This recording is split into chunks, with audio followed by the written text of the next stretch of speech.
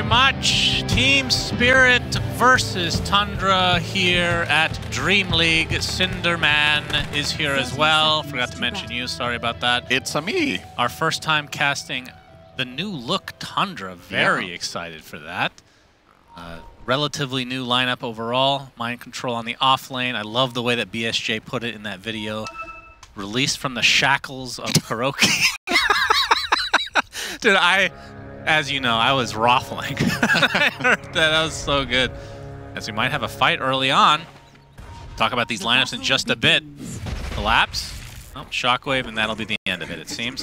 So, some crazy picks. Like, based off all the cast that I had the chance to, well, cast at Dota2 Dubai, these heroes from Tundra, most of them were not picked. By most of them, I mean 3 of the 5. Yeah, so I'm assuming Terrorblade, Nightstalker, and ET you didn't really get to see in a single game even? Correct.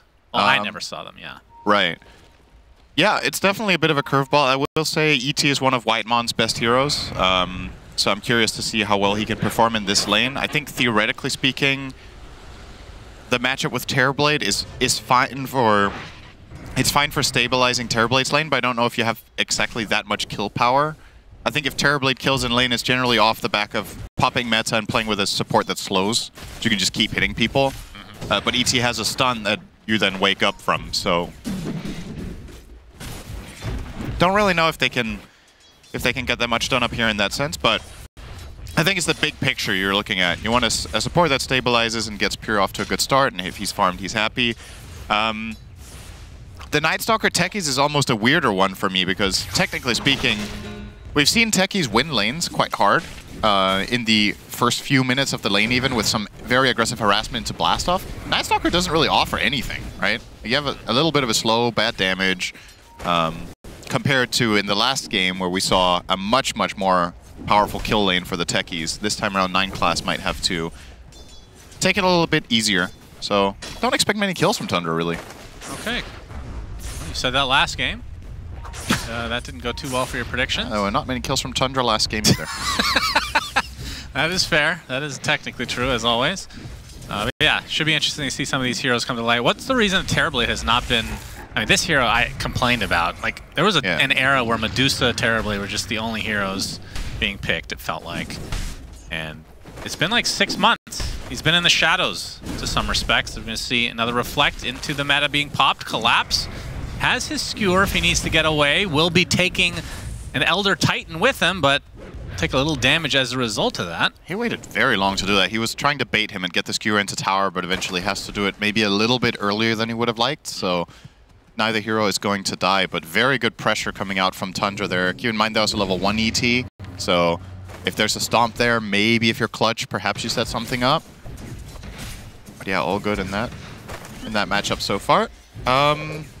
Terrorblade. Yeah, so I don't know. It's one of those cases where I don't know if Terrorblade per se has like been nerfed a lot as much as other heroes just kind of stole the spotlight with the pacing. I also think the large focus on stacks is something Terrorblade doesn't do nearly as well as a lot of other carries. He doesn't buy any cleave, so any hero that buys... I mean, Troll is a bit of an odd example, I guess, in that regard, but, you know, like Sven is popular. We've seen teams use Medusa as a counter to some other cleave carries. We've seen, you know, just plenty of other heroes that just seem to do better at ramping up and have more impact with the farm. And also, it's been... For a while, it was a very spellcaster-heavy meta, right? And Terrorblade inherently is very bad at dealing with spell damage. So he's very good against physical damage carries that aren't as popular. We saw a lot of, especially mid-heroes, really starting to shine.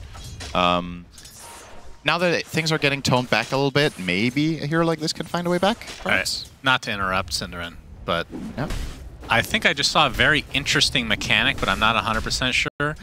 You know how it takes 1 hit of a melee hero to kill a courier and 2 from the range, correct? Yep. Troll threw out an auto attack at range and then turned melee while the projectile, and it hits in 1. That's pretty cool. I would guess it works the same way with Terrorblade if you shoot while you're transforming back into melee form. That probably works as well. Okay, yeah, definitely going to see that one. That one's a little bit harder, but you know, it could happen. It's pretty cool. I like that. That means he's one of the best position 1 courier killers, Troll. We didn't know. Absolutely. As Collapse continuing to take some heavy damage in this top lane. Of course, this is his patented hero. I feel like I remember a time where Troll could shoot an attack from range, turn back to melee form, and then bash on his attack. I think that got definitely changed. Possible. Oh, definitely got changed. I mean, at this point he ensnares, right? But I don't think he's ever been able to do that with the net, but not exactly one of my favorite heroes. Not a big fan of the ult in particular. Hey, I know you love that ult. It's your favorite spell in Dota because you press it and then you don't have to think anymore. That's... How many times have we cast? You know how much I hate that ult. I know. It's so stupid. Oh, the skewer in. Whitemon taking damage from the tower, so Collapse was successful in that endeavor. And Mira's now coming to hopefully, from Team Spirit's perspective, get this kill, this first blood. The Inkswell connects. He's going to pop the Fairy Fire. First blood goes the way of Collapse. And that is all the 1-0-2 build on Mag. If he has 2 in Shockwave and 1 in Skewer, that just doesn't happen, but gets him all the way back to the tower, and nice connection there from Mira to find that first blood for Spirit. Yeah, but back to the Troll ult, because it is a polarizing spell, I would say. Who loves it?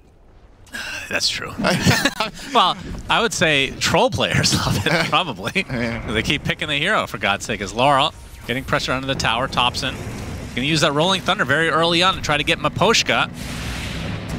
It's the shield crash, and they're gonna use 9 class as well with that blast off to help secure the kill for Thompson. Yeah, you see his CS basically a wash with Laurel. This is a quite key moment here. If Laurel does not get this rune, he is in kill range for the foreseeable future, so he's very much going to try, but unfortunately for him, it is bottom. It is indeed. Inkswell does hit, but enough space is made for Thompson to be able to secure the illusions for himself. The problem here is if there's not gonna... Okay, there's a TP refill. I was just going to say, if there's not a TP refill here, you're going to get forced back to base by 2 swashbuckles, but yeah, fortunately for him, Mira just able to get that refill going. Oh, they're trying for it. Blast off into the swash. Laurel keeps alive with that Fairy Fire. Good attempt from Tundra. Keeping the pressure on. Pretty important. As top lane Collapse. Okay, Inkswell will hit. This time onto Pure, and there's the zip from Laurel using the very little mana that he has left to him to try to take out this really high armor target. Let the shockwave into one last blast from Mira is enough. Oh, that could cost them the Wisdom rune, though. Oh, boy. MC, it is nighttime. But you don't have the stun. Have the slow. Attempting to go for the blast off just at the right time. Whitemon gets 1 Wisdom. 9 class gets the other. So Tundra, big plays from them. Yeah, this was huge. And this is all because this kill on Terribly takes so long that the path down to the Wisdom rune is just... They couldn't make it back in time. On the supports that were helping on that kill on TB, so Whitemon with a very clutch sneak in there behind the tower steals the Wisdom and they cover their own, so that's a very big win. Rolling Thunder's coming for Collapse. Still has a skewer though, so this will be a pretty tough one. Echo Stomp. Do they have the complete lockdown? Yes! Beautifully done from Thompson as Pure comes in with that meta to finish the job. That was a very, very clean kill. Off to a hot start here, Tundra. Getting the 2 Wisdoms, definitely the biggest play of the game. Rubik 5 to me is already kind of a polarizing hero because I think this hero really benefits a lot from getting levels and experience more so than other 5s. When you lose the Wisdom rune on this guy, Radiant's top tower is under attack. I mean, he's just going to be weak, right? For a while. 8 minutes in, he just cracked level 4. They're going to need to find a way to give space to him. And at the same time, I guess the saving grace here is that Grim is not as level dependent, I would say. He can still do a lot with just a level 7 and a shard at some point. He doesn't have to get that level 12 or whatever. Oh, blast off, big damage. Do they have no. Not enough lockdown. If that stomp lands, maybe that could have been a thing, but still they're keeping the pressure up.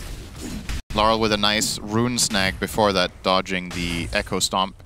Not too difficult to do, but obviously important that he managed to get that double damage. I assume he will be putting that to use somewhere, not just for farming. One thing I do want to talk about is Pure. I'm glad to see him back on position 1, and I know we didn't talk about this too much in the last game with BetBoom, but because I talked about the last tournament a lot with Mr. Kezu, but I like Miero on their lineup quite a bit because he's more of a traditional carry, or traditional off-laner.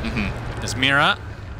Inkswell goes off, but only level 4 will be easily taken out by 9 class. But I just felt like the BetBoom of the past, they just had too many carries. Yeah, carry personnel. Basically 4 out of the 5 are like big time This is cores. a nice steal if they grab this. Yeah, that Obviously, would be Magnus very would nice. love to set this up for Storm, and they Delicious. grab all of it. Gets a lot of neutral items as well. Shouldn't be underestimated. I feel like this isn't talked about very much in casting, but obviously the team that is very fast to get the first tier 1 neutral items have a little bit of a power spike that they can take advantage of. If you're stealing a stack like that and you get 4 drops, which just happened here for Tundra, maybe the enemy team has 1 or 2 for the next minute or 2. Any engagement that happens, you just have that little bit 10% extra edge. Fortunately for Spirit, they have still been able to get quite a lot of neutral drops themselves without this stack, but I actually thought it was going to look a little bit worse for them, but they had enough. Mind scouting things out. Laurel goes in for the big zip. We'll have to zip back out, though, as the RP coming in from Collapse. And they're going to be able to get 3 kills off the back of it. Disgusting play, as always, from Collapse. And this was a cool bait from Laurel because he was purposefully being slow, right? He stuck around for quite a bit. He kind of baited. He made 9class think, okay, is he actually still staying here? Can I go for the blast off? And then when he does, he dodges it. So look at this. So he's going to jump in and start taking this fight with Thompson. Usually here, Storm will zip a little bit faster, but he's just waiting half a second in there, getting that blast off connection, and then Collapse is just easy to get in and get that triple set up. Very well done by Spirit. Terrific bait. MC on the other side will get the crippling fear off, but it is daytime. And we know what that means. It means he's dead. Yep. It is, Night Stalker is a very quiet hero for big portions of the game, and he's actually had a pretty good start. He's laning against Troll, and he broke even. I would consider that a success overall. Yeah, I mean, if you look at the cores on both sides, they're actually very similarly farmed. There's not much separation at all. The big difference right now is Elder Titan is in the dumps. Yeah. Everyone else is kind of on par. Not the worst support to be support's coming in. Blast off onto 2. Whitemon, the Echo Stomp. Won't really hit, though. Trying to get 2 and 1. Instead, finds 0. But Miposhka should be able to... No. He's going to live. Nice raindrop. Like he does. And he stole proximity mines, so this could get funny. Oh, boy. He doesn't have too much mana right now. And he will get the Fairy Trinket, not a mana item, so I guess it will take him a little bit of time here, but... You know, there are some cool plays for their lineup with proximity mines. Rubik himself can lift people into it. You can pull them with Storm. You can skewer, which is the really fun one, if you want to try to set up something. Or you can farm with them. Or you can farm, which is really good on Rubik, as you can see. Oh, yeah. That is juicy. So nice. Well, it looks like Yotaro opts for the Maelstrom build. I mean, typically see that or the Battle Fury. What do you think about this? Yeah, what hero buys Battle Fury apart from AM nowadays? Isn't he literally the only one? Troll. I mean, occasionally. He doesn't always, right? Not always. Yeah. So AM feels like the true last if PA was a hero. Yeah, I guess so. But yeah, we haven't really seen her get much love. Could be because she of just her. got buffed? Yeah, now she probably went from 37 to 38% win rate, so I think the teams are definitely going to grab her now for this tournament. I mean, they keep picking Enchantress, who had like a 12% win rate the last tournament. So yeah, but she's good, so that's okay. Yeah, well, 12% is good. Yeah, sure. You know, yeah, that was probably the weirdest thing in the last tournament. No, I was very surprised to hear that. And it was a lot of picks, too. But I guess something to keep in mind is Enchantress was usually a very early pick. So for a hero of that to struggle a little bit more with having a good win rate than a true last pick carry, yeah, maybe makes a bit more sense. Obviously 12% is awful for any role at any point in the draft, but yeah, maybe some teams picked it a bit too much, or maybe it can also be very skewed if teams that don't do well in the tournament are really stubborn on specific heroes. And the top teams don't run them at all, then obviously the win rates are going to look... Enchantress is not a bad hero, is what I'm trying to say. So yeah, we'll see. Yeah, we will. Maybe it's not going to be picked at all this tournament. That would be kind of funny, wouldn't it? Okay, smoke time for Tundra. They do have Dark Ascension ready. Yes, try to find an angle, but Miposhka laying down his little poops. That's going to scout things out. Sticky Bomb not going to connect, but there's the ult from MC, as you said. Collapse already using his skewer to just get away, and he's out successfully. Looks like the Grim might pay the ultimate price. Gets the soul bind, but dies shortly after. Miposhka will be found by Thompson. So 2 supports dead for Spirit. Obviously Tundra looking for the juicier targets, but just couldn't find them.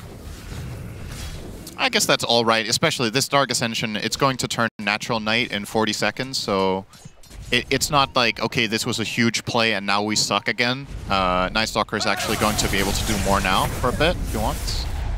Oh, collapse.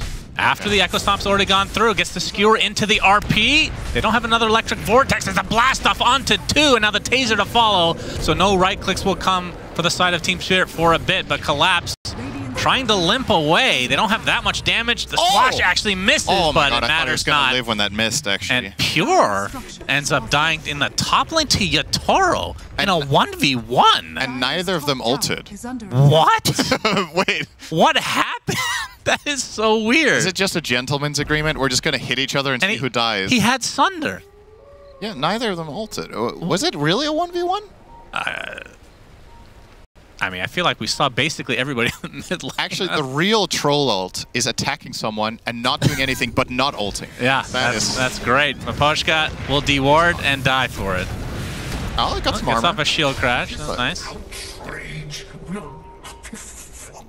Yeah, that is a very weird death for Pure. Yeah, I was just going to say this failed play mid for the Mag RP being on cooldown is actually going to lead to a power play for Tundra because, you know, it's natural nighttime now, you know there's no RP, but then Pure dies at the same time, and it would have been really nice to connect him for a big move mid and take the tower, I think. This is one of Terriblade's biggest strengths. Oh, Crippling Fear, such a good spell against Storm. Yeah, very nicely done. Nice pickoff. I mean, this is textbook stuff. This is where Pure pops meta and hits the tower mid, surely, right? Like, this is just perfect from Tundra. Maybe he doesn't even need to meta. They actually have a siege creep, so even better. Yeah, just gonna grab it and maintain map control. And this is the panel we're talking about. This game is largely going to come down to Night Stalker's plays. There's a really high impact one there from MC. He's going to try to keep the map as dangerous as possible during this time. And it's kind of an interesting dynamic between a hero like Terrorblade and Night Stalker, where Terrorblade is one of the few carries that also gives vision, but also takes so much advantage of having an area covered, because he can just farm so much more effectively than most carries in the game. So NS, even if he isn't finding kills, you know the good old, okay, this is a bit of a throwback, you know Ad Finum, when they got second at the Major. Oh, hang on, hold that thought. RP, Skewer, MC, gets off the Crippling Fear. Now the focus is on the Storm Spirit again. The Rolling Thunder coming in, Soulbind onto several, but they do have enough damage. Laurel takes the tumble. Great counter initiation from Tundra. Swash on the Mira. He might be the final one. They don't want to... Yeah, they will have to settle for him. Oh boy. Double kill for MC.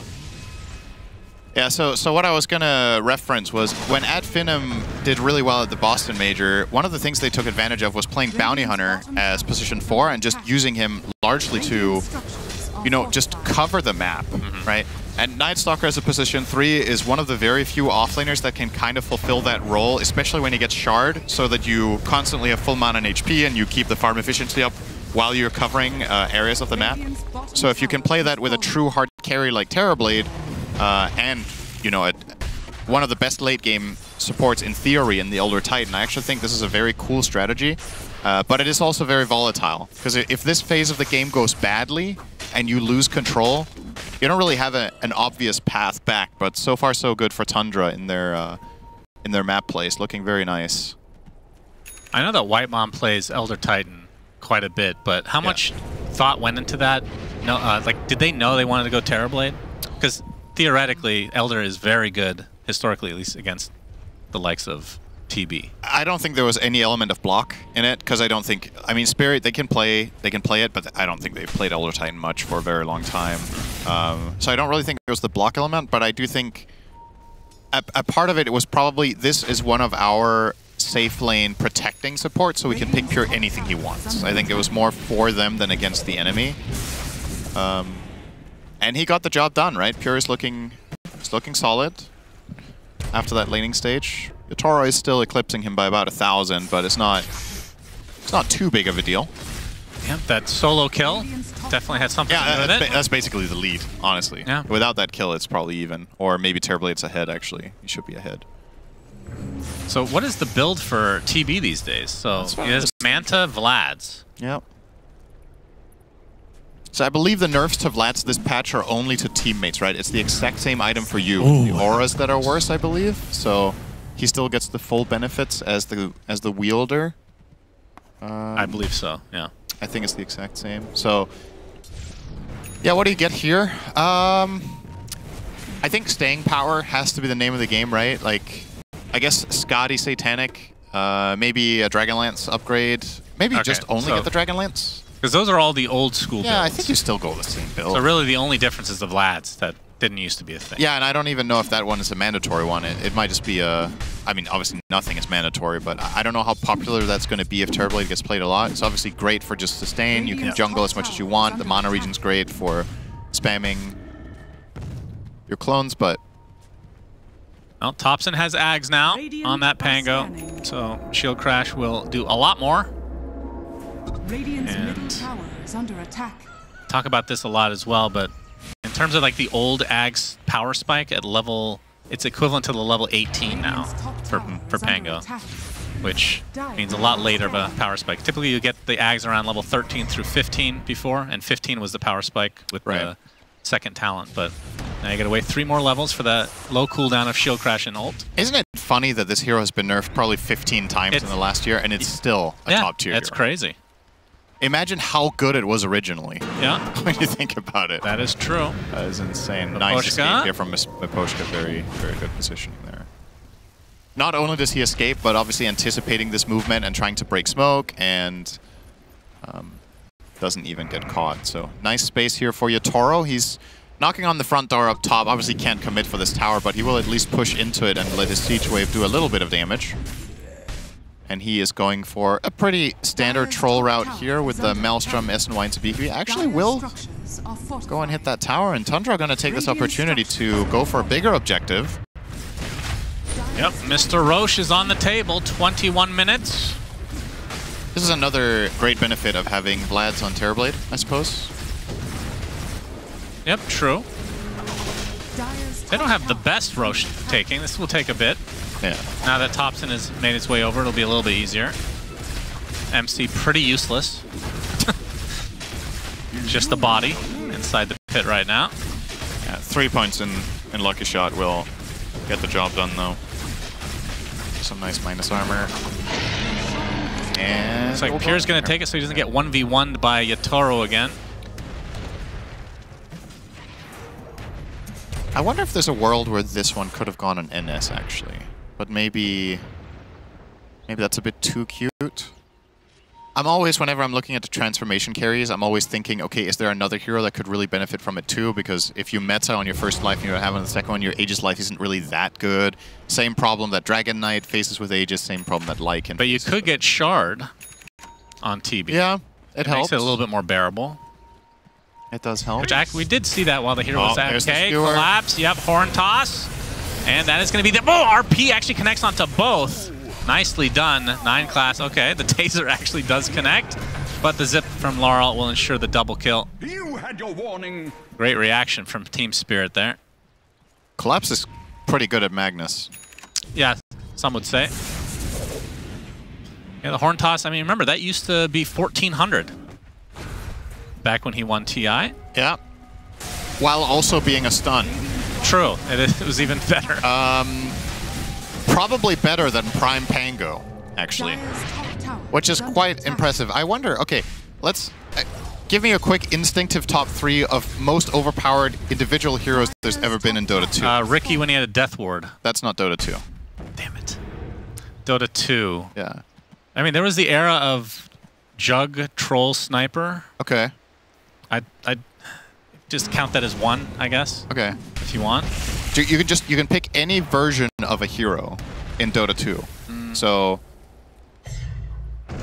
I'm pretty sure what my at least top 2 is. It's got to be on release Monkey King. I think Earth Spirit. On release Earth Spirit is probably number 1. I think that is the most busted hero we've ever had. Yeah, I think so. But I mean, Prime Pango's got to be up pretty high, honestly. I feel like the hero is really good. I think competitively is also different than pubs. Yeah, but I would consider the other 2 in pro play as well. Okay. I think Earth Spirit at his peak, but he wasn't in Captain's mode, so I guess that's a bit unfair then. Because the best version of the hero was not in CM. That's true. But yeah, Maybe the IO with the tether stun. Oh, I forgot about IO. Oh my god. There's like 10 different versions of IO that would make that list. The TI3 IO was gross. That was really gross. Oh, 9 class getting found again. Yep, he is spotted. Inkswell, such a ridiculous spell. I'm surprised that this one didn't get a touch-up. It is literally the hero. Yeah. Like, back in the day, you pick this hero, it's like, okay, there's an Inkswell target, that's nice, but you really need like a Soulbind combo. Now it's literally, if you deleted Soulbind, the hero probably would still get picked, because Inkswell is absurd. Coin of the realm. I know you're thinking about if that's actually true.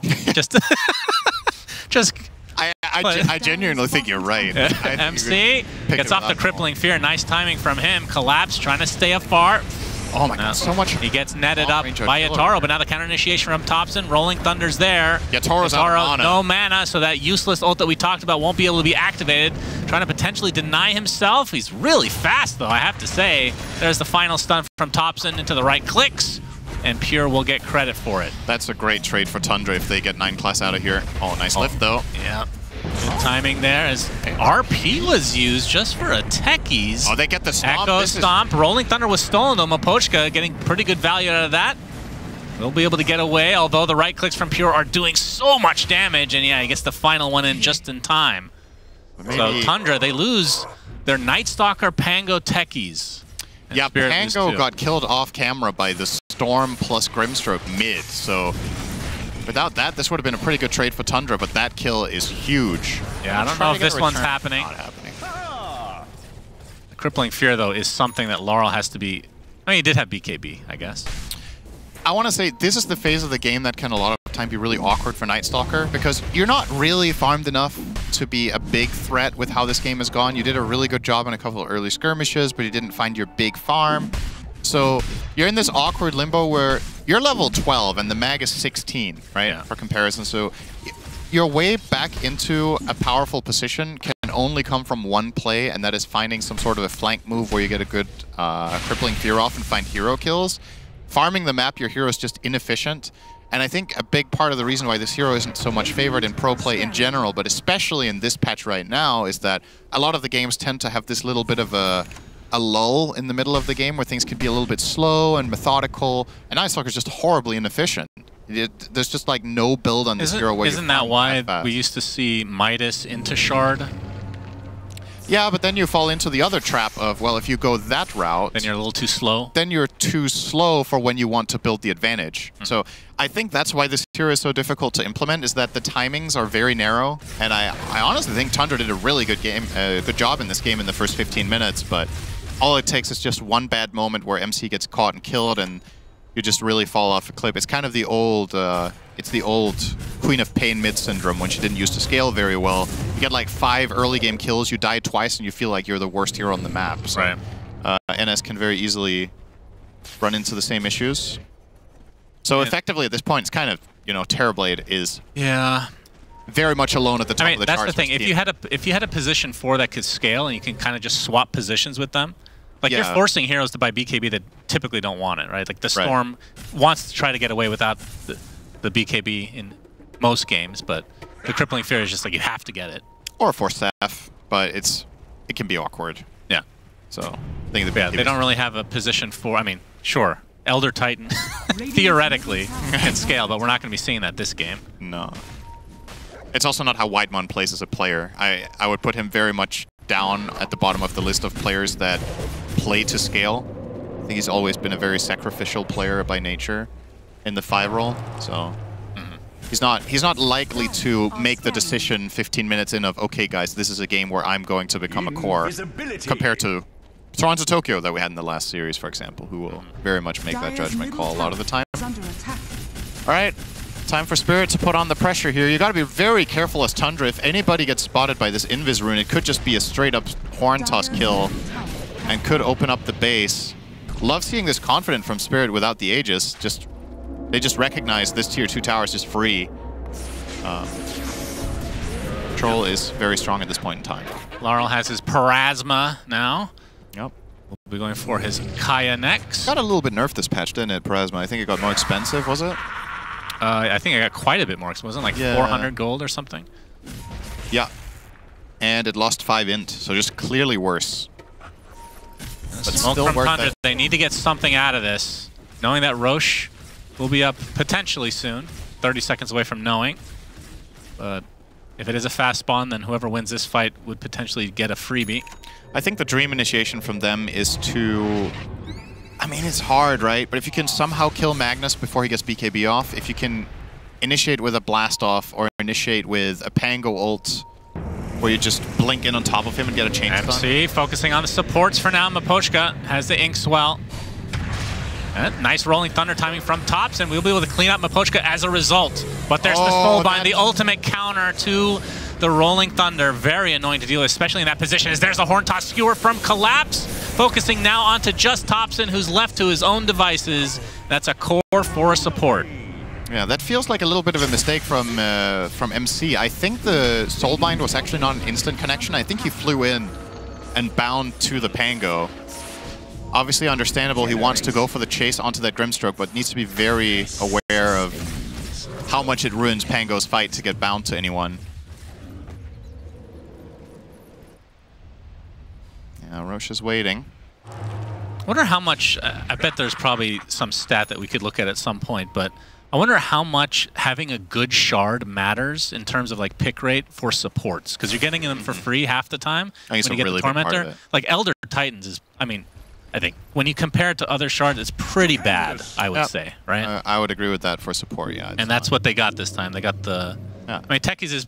I think they buffed that one enough that it's quite good now. Yeah. But the Elder Titan one, I don't know if you're even going to use it. I think it's the teleport one, right? I think the support that comes to mind that has arguably the weakest shard that is still quite popular is probably Pugna. But I think Pugna is also very unique in its ability to do certain things that other supports just cannot... You can't touch, right? There's nobody that can push towers as fast, except, I mean, Chen, but he's banned every game, right? So, sorry, the shard does lower the cooldown of Echo Sum, so it's always going to help a bit. But then the other aspect, which is teleporting or whatever. But do you have it on Astral's? You don't have Astral anyway. So having a lower cooldown on Stomp isn't particularly helpful if you don't have the Spirit to go with it, right? That is true. So I don't think it matters that much. Aegis now for Yatoro on his Troll Warlord. He's beasting it up, has the SNY, Mjolnir, MKB, and BKB. And more importantly, Roshan's banner is in his inventory. Gonna put that in the backpack until it's over. Yeah, let's... I always miss when they place it. Let's try to pay attention. I'll try my very best. It's not noticeable at all. It looks like a ward is placed on the minimap. Yeah. I think it could get like a bigger sound cue. Yeah, there needs to be like Gaben belching or something really loud. Yeah, that was exactly what I was thinking. 9 class steals the damage rune, Yatoro. No, you know, like some sort of rallying sound, because like a banner, now the creeps are gonna, you know. Yeah, like a horn. Speaking of horns, there's the horn toss. Death of 9 class. Wait, did Rubik just steal blast off? That is really good on this hero, especially he has daggers. I mean, this could be... This could make for a cute play from Miposhka here, potentially. Yeah, Yatoro, the base destroyer, has cometh for you. Rolling Thunder, I hear it. Do they want to go in? They do. Topson, they're going to focus down the Grimstroke first. MC is there, but there's the RP to come out from Collapse. Yatoro pops his ult, and now going absolutely ham and pure, left alone, horn tossed, killed off. And that honestly might just be game. There's only one buyback, and it's on the Elder Titan. Yatoro and company can at the very least get 2 sets of racks. Yeah, they only If they wanted to go throne, they might have been able to do it, but of course they don't know what we do. The buyback situation. It's not even safe to poke Yatoro here either, because you can still get horn tossed if there's any sort of vision or any sort of info. Yeah, I mean, 9 class is effectively just killing himself here, right? Oh, did Collapse get hit? Potentially, either way. I thought he was just going to get him. If he sets Collapse, he'll find the Pango instead into the Electric Vortex. Very easy kill for Spirit, punishing Tundra in their own base. And with that, Team Spirit, I mean, they still have the Aegis for a little under 3 minutes. So it looks like they'll reset and play this in a more disciplined way. I think this is honestly when things get hard for Team Spirit, because they need to choose which of the 2 lanes they've just pushed they need to place the banner in. Yeah. And I think Yatoro really can't decide, so he's just going to hold on to it now and wait for a better moment. I mean, it's global range, right? You can just wait till later while you're actually pushing. Yep. And this was just disastrous fight for Tundra. Pure. Yeah, that's the moment he died. You can tell he moved. And now you get the Shockwave Shard for Collapse. It's quite Banner was used, apparently. Is this true?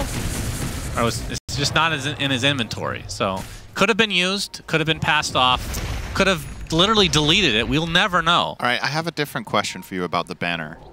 How much do you think it should sell for players to choose to sell it instead of using it? How much do you think they would be willing to part with it? It should cost you 500 gold. If it gave like 300, do you think people would sell it? In some cases, yes. What about 500? In some cases, yes. I think it depends. Like, I think if you have super creeps and you're ready to push another lane, it's a good. It's not like it's bad. I kind of feel like the banner is underrated, and we still just need to learn how to use it better. But at the same time, there's just so many times you see it used, and you're just like, oh, okay, it didn't really matter. Well, it's just because, like, it's just not easy to notice in the midst of things, because it's not like we're looking at the creeps. It's put in an opposite lane that the camera won't be in, typically. But yeah, if they did put it in the mid lane, we're just gonna assume they did. Close call there. Collapse fishing. Some TI flashbacks here. The fishing mag will keep fishing until he gets it. And Yatoro will be impossible to kill twice. He's level 25 with Aegis for another 40 seconds. Rolling Thunder to try to kill off the creeps. Soulbind on him, but he's not attached to anybody this time. Able to kill off Miposhka nicely. And actually able to get a second support in the form of Mira. Damn, that was really well done by Thompson. He effectively just set up kills on both supports and stopped the push on his own. Yeah, this will delay things, and the Aegis... It will run out. Indeed. Most of the time, the game just ends there against most teams, but that was really, really sweet from Thompson finding that backstab. Oh, this would be even sweeter. Laurel does have his BKB. Might be forced to use it here. Indeed, that is the case. They needed that blast off a little sooner. Zap. I mean, that's the other thing. They don't really have that much stun. Like, Echo Stomp is... I mean, it's a stun, but you wake up in the midst of it, and then there's just blast off. I mean, this is... The Rolling Thunder, like, it's already been used in that case, so... This is an S-tier Storm game with the Night Stalker being the only exception. Obviously, he got picked as a solution, right? Yeah. I don't think Tundra entered this game with the plan in mind that we're going to run NS with our first two. I think they just had to dig a little bit deep to find a way of handling it because of how good that pick was. And the Night Stalker, I mean, he did lead to 1 or 2 good kills on the Storm, but that was it. Laurel, aside from that, has been having a pretty free time. Blast off to farm. Okay. Yeah, this is Collapse's area. You're not allowed to. That's a long skewer, I'll tell you what. Yep. Sheep from Laurel being shown. Another death for 9 class. I mean, the fact that it's only a 12k lead is admirable, if I'm being honest. Typically, this would be like 20 plus. Yeah, that's often what happens with Terrorblade, though, right? Like, it's always going to be inflated. It's the hero just farms so much. He needs a net! Where are these nets at? Doesn't matter. Oh, gets sheeped and killed by Laurel. Gem drops to the deck. And now Yatoro can literally kill this through backdoor protection once these stacks are up. Has his shard now, by the way. Yep. It's a good one, finally. They finally listened to us about Rampage being the worst shard in the game, worst ability. And Rolling Thunder's coming in. They have to kill this Troll Warlord. Collapse trying to support his carry. As Thompson killing off some creeps. He's going to get RP'd in the middle of his ult. Elder Titan, it might be the first ult of the game for him. It matters not. Thompson is done for 70. No buyback whatsoever. And Yatoro pops the Satanic and the BKB and his ult. Everything all in one just to stay alive. And he is healing up quite a degree here as MC is forced to use his BKB. Soulbind onto 2, but now the racks are completely exposed. As Laurel is getting really low, has to be careful. Zips away with a sliver of HP. MC continuing to pursue, but even if he gets this kill, that is 80 seconds of no Laurel, but that is the mega creeps on the side of Team Spirit. And if that banner was still alive, which again, we'll never know because there's no indication whatsoever other than finding the flag like a needle in a haystack, but there might be gaming creeps alive right now. You can click on the creeps and check their health, right? Yeah, that's really intuitive, you're right. Okay. 1200 HP, okay. Like there should be a banner icon, a status buff icon. Okay, so there's nothing. There's nothing placed. Thank you. Thank you, observers. God, I hope he dropped it in fountain. I love this part. That would be funny the whole time. All right, so yeah, Megas are up, and Yatoro is basically maxed out. He's got his Disperser coming out very soon. Ooh, Aviana's Feather, one of my favorite neutral added to the game. Great to get on Night Stalker so you can fly while you're flying. That's right. Free bird. Well, you can fly without your ult. Hmm? Yes. Think about that. Yep. You didn't. You can pretend that it's nighttime when it's day, when you're dying. Yeah, well, people will be scared by you. They'll think you're ulted. The next level Herald counter. Ninja Gear still exists in the game, because that will be taken by a couple members. That one's probably the most shocking. I mean, they did get rid of the backpacking thing, which is good. That was the main abuse, I suppose. Yeah. Remember the illusionist cape? Yeah, I mean, Ninja Gear is one of those weird ones where it's just so much better at a higher level than at lower levels. So, because people play way better around vision and map awareness, so... So you say. Yeah. So I think this item is just fundamentally crazy in pro games, but in nothing else, or also high immortal games, I guess. But it's weird, and like you said, it's one of the more controversial items that have definitely been discussed for removal for that reason, that it's very polarizing. I don't think its win rate is anything crazy compared to other tier 4s. No, honestly, I think it's fine now. Now that you can't backpack it, like when you backpack it, the effect goes away. So that's all that was needed. It's still fundamentally...